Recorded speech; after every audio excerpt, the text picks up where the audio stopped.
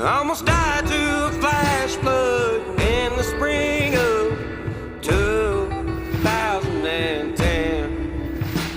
Every time thunder struck, it was hella loud, pounding in the back of my ear.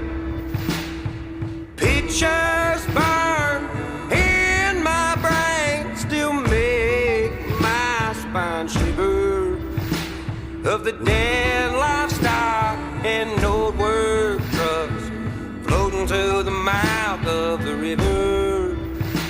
Old